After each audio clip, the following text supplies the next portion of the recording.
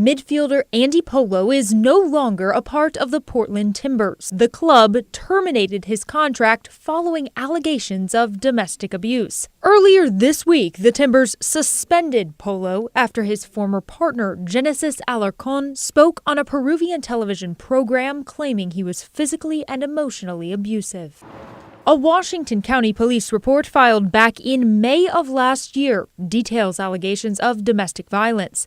A deputy cited Polo for offensive physical contact. The report alleges Polo grabbed his ex-wife's wrist during an argument, which left behind an abrasion. The deputy also noted there was an audio recording of the incident. He wrote, "It appeared they were arguing. I then heard a loud bang and rustling sound.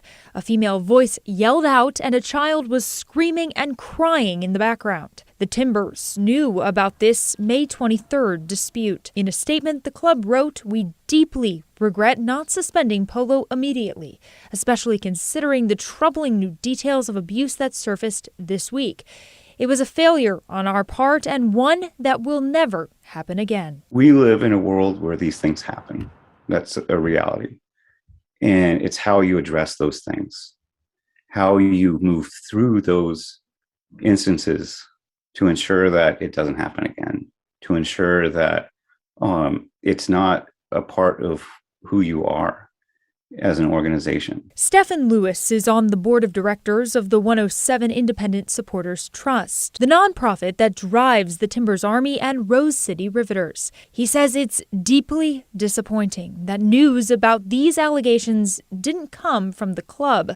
Last fall, the majority owner of the Portland Thorns promised change after sexual misconduct allegations against former head coach Paul Riley made national headlines. The claims this week, Lewis says, further proving the need for accountability and transparency. And they really don't talk about any of this stuff. The fact that it did come to this point that she needs to go to the media for it to become an issue and them to do the right thing. You know, I can tell you, I speak for not only myself, but a lot of other people that I know. This is hitting them really, really hard. On Instagram, Andy Polo addressed the allegations from his former partner in a post, calling them unsubstantiated and part of her strategy to demand more of his income and ruin his reputation.